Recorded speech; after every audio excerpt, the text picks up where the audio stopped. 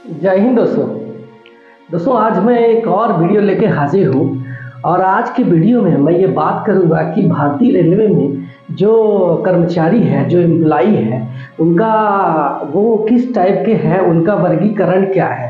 तो पूरे इस वीडियो में मैं सिर्फ उसी पर बात करूँगा कि भारतीय रेलवे में कर्मचारियों का वर्गीकरण और उनके भर्ती प्रक्रिया क्या है, ताकि आप वीडियो देखने के बाद अंत में ये समझ सके कि हमें कौन से टाइप के कर्मचारी बनना चाहिए, किस टाइप की आप योग्यता रखते हैं, वो आप डिसाइड कर सके। तो हम जानते हैं कि भारतीय रेलवे एक एशिया का सबसे बड़ा रेल नेटवर्क है और यही जो इंडियन रेलवे है यही सबसे बड़ा नियोक्ता भी है। तो इतना बड़ा जो संगठन चलाने के लिए इतने बड़े कर्मचारियों की जो फौज है उसको चलाने के लिए ये भारतीय रेलवे ने लगभग ये 4 भागों में इन कर्मचारियों को डिसाइड किए हुए हैं ताकि इसको सुचारू रूप से चलाया जा सके। और यही जो कर्मचारी है इनको अलग अलग डिपार्टमेंट, इलेक्ट्रिकल, मैकेनिकल, इस टाइप के 12 डिपार्टमेंट में डिवाइड करके उसको रख दिया है और इनकी भर्ती प्रक्रिया अलग अलग तरीके से है। तो आइए हम जान लेते हैं कि इनके जो भर्ती प्रक्रिया है वो कैसी होती है। और इस पे मैंने वीडियो को में बताने के लिए बोर्ड पे लिख रखा है, तो हो सकता है कि आपको बोर्ड ठीक से अभी नहीं दिख रहा होगा, लेकिन वीडियो के लास्ट में मैं कुछ सेकंड का मैं डाल दूंगा, आप वहां से स्क्रीनशॉट ले करके आप देख सकते हैं। मैंने लिखा है कि classification of Indian railway employees, मतलब कि भारतीय रेलवे में कर्मचारियों का वर्गीकरण है वो 4 टाइप के हैं, group A, group B, group C और ग्रुप डी। ठीक है, ये 4 टाइप के हमारे कर्मचारी हैं। और जो ग्रुप ए है और ये जो ग्रुप बी है ये सीधे सीधे क्लास 1 और क्लास 2 ऑफिसर्स होते हैं। ये गैजेटेड ऑफिसर्स होते हैं, डिसीजन मेकिंग पावर रखने वाले यही लोग हैं जो कि करते हैं। और ये ग्रुप सी और ग्रुप डी एक कर्मचारी वर्ग है। ठीक है, तो हम यहाँ पे ग्रुप डी से शुरुआत करेंगे कि ग्रुप डी कौन है। तो ग्रुप डी भारतीय रेलवे में सबसे निचले स्तर के कर्मचारी माने जाते हैं। और इनकी जो भर्ती प्रक्रिया है वो हम देखते हैं कि इनके भर्ती प्रक्रिया करने के लिए रेलवे अपने ऑफिशियल वेबसाइट से रेलवे रिक्रूटमेंट सेल के नाम से वैकेंसी निकालती है। और ये वैकेंसी निकालने के अलावा ये डिवीजन लेवल से कंपलसरी ग्राउंड पे भी इनकी भर्ती होती है। ठीक है, तो हम ये selection process railway recruitment cell के थ्रू होता है। और ग्रुप डी एम्प्लाई थोड़े इनके हार्ड वर्क ज़्यादा है, इसलिए जब एग्ज़ाम होगा तो इनके देखेंगे तो आप इनके फिजिकल टेस्ट भी काफ़ी हार्ड होते हैं। तो ये है group D employee. Group D employee में कौन कौन से आते हैं, आपने देखा होगा स्टेशन पे पॉइंट्समैन होते हैं, वो असिस्टेंट पॉइंट्समैन से भर्ती होते हैं। और आपने ट्रैक पर भी देखा होगा ट्रैक मेंटेनर ग्रेड 4 भी होते हैं, वो भी हमारे ग्रुप डी से ही आते हैं। अलग अलग डिपार्टमेंट में असिस्टेंट की भी जो पोस्टिंग होती है वो भी आपका ग्रुप डी से होता है। तो ये हमने जान लिया कि ग्रुप डी से ये कर्मचारी है और इनकी प्रक्रिया क्या है। अब हम आइए जानते हैं कि ग्रुप सी में कौन से हैं। तो भारतीय रेलवे में अगर सबसे ज्यादा कर्मचारी है तो वो है ग्रुप सी। आइए जानते हैं कि ग्रुप सी एम्प्लाई कैसे इनकी भर्ती होती है। जितने भी एम्प्लाई है उनके 50% डायरेक्ट रेलवे रिक्रूटमेंट बोर्ड यानी आरआरबी के थ्रू आते हैं। ठीक है, और 50% ये ग्रुप डी वाले एग्जाम दे करके, डिपार्टमेंट एग्जाम दे करके 50% ग्रुप सी एम्प्लाई बन जाते हैं और 50% डायरेक्ट रेलवे भर्ती बोर्ड के थ्रू आते हैं। और इसी में जो 50% जो डिपार्टमेंट एग्जाम दे के आते हैं उसके अलावा उसी में ही कुछ कंपनसेट बेस पे आते हैं जो कि किसी के फादर या किसी के हस्बैंड की ड्यूटी के दौरान एक्सपायर हो गए हैं तो उनमें भी उनके आश्रित को नौकरी दिया जाता है। तो ये ग्रुप सी और ग्रुप डी में ही दिया जाता है, ग्रुप बी या ग्रुप ए में ऐसा कोई प्रावधान नहीं है।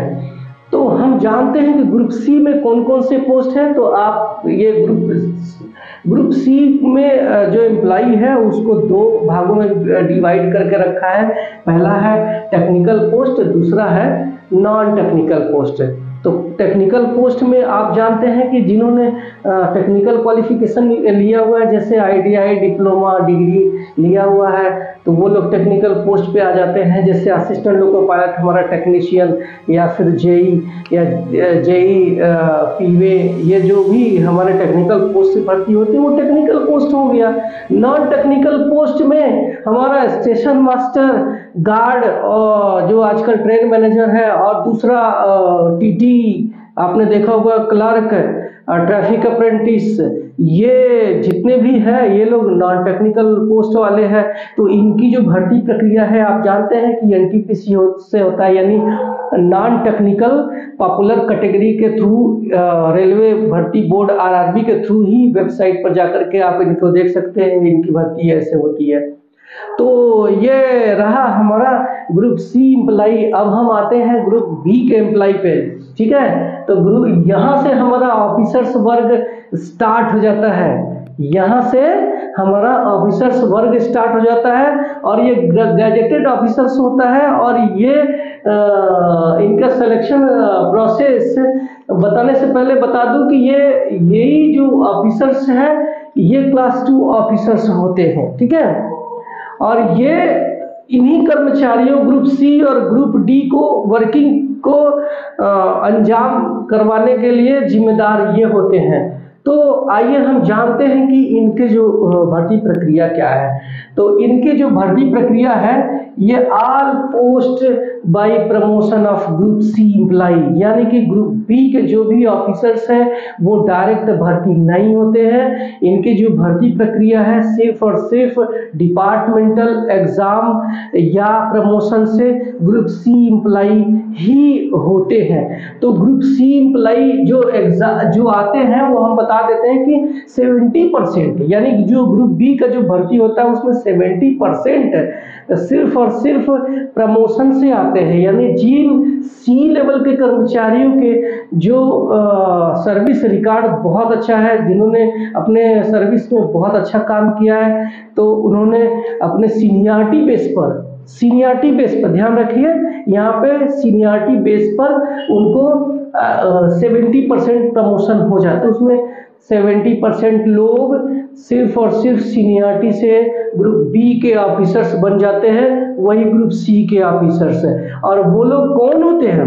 यही मान लीजिए लोको पायलट है तो वो मैकेनिकल इंजीनियर या इलेक्ट्रिकल इंजीनियर बनेगा।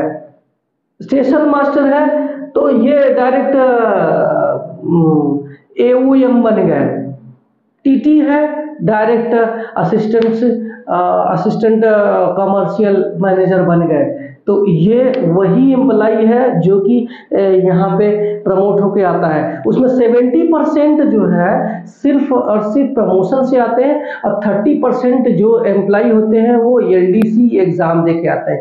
LDC मतलब होता है कि लिमिटेड डिपार्टमेंटल कॉम्पिटिटिव एग्जामिनेशंस, यानी कि 30% लोगों का एक डिपार्टमेंटल एग्जाम होगा और वो जोनल लेवल का एग्जाम होगा। जोनल लेवल पे एग्जाम होगा और एग्जाम क्वालिफाई करके वो लोग भी ग्रुप बी ऑफिसर्स बन जाते हैं, ठीक है। तो ये रहा हमारा ग्रुप डी।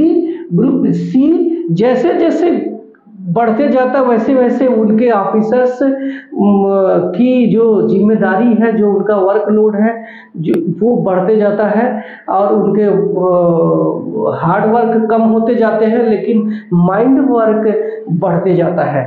तो आइए हम जानते हैं कि ग्रुप बी हो गया। ग्रुप ए एम्प्लाई कैसे बनते हैं? ग्रुप बी से ग्रुप ए एम्प्लाई बनने के लिए 50% लोग ग्रुप बी से ग्रुप ए में प्रमोट हो जाते हैं, ठीक है। और ग्रुप ए जो होते हैं, ग्रुप ए में 50% पोस्ट UPSC से भरी जाती है। UPSC यानी कि यूनियन पब्लिक सर्विस कमीशन से, जिसके जरिए हमारे डीएम और एसपी बनते हैं। ध्यान रखेंगे, डीएम एसपी जिनके जो मेरिट है यूपीएससी में अगर हाई रैंक चली जाती है तो वो लोग सेलेक्ट करते हैं डीएम और एसपी। लेकिन वही हमारे जो रेलवे के ऑफिसर्स आते हैं जिसमें पर्सनल सर्विस है या और भी जो सर्विसेज है वो उसी यूपीएससी के एग्जाम्स में आते हैं। और आइए जान लेते हैं कि हमारा जो ग्रुप ए में कौन कौन से हमारे ऑफिसर्स आते हैं। तो ये है हमारे चेयरमैन ऑफ रेलवे बोर्ड, उसके अलावा मेंबर ऑफ रेलवे बोर्ड जो अलग अलग डिपार्टमेंट के रेलवे बोर्ड के मेंबर हैं वो।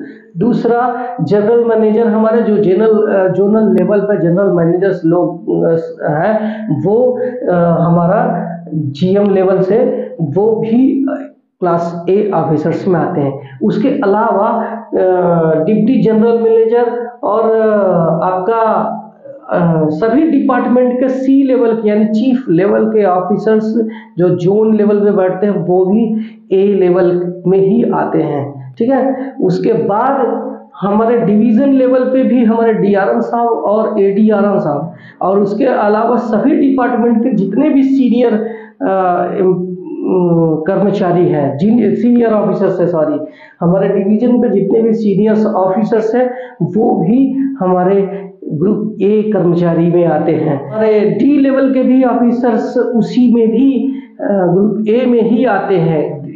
तो divisional mechanical engineer, divisional electrical engineer, divisional personal officers, ये जो ऑफिसर्स होते हैं वो भी हमारे ए ऑफिसर्स होते हैं। तो ये हमारा आज का वर्गीकरण था। और आपको कौन सा ऑफिसर्स बनना है आप मुझे कमेंट सेक्शन में ज़रूर बताना। और हाँ, मेरी बातें और मेरी वीडियो आपको पसंद आती है तो आप मुझे लाइक और सब्सक्राइब करें ताकि मुझे मोटिवेशन मिलता रहे और मैं आगे और भी अच्छा आपको लिए वीडियो लाकर रहूँगा। Okay, bye bye, thank you.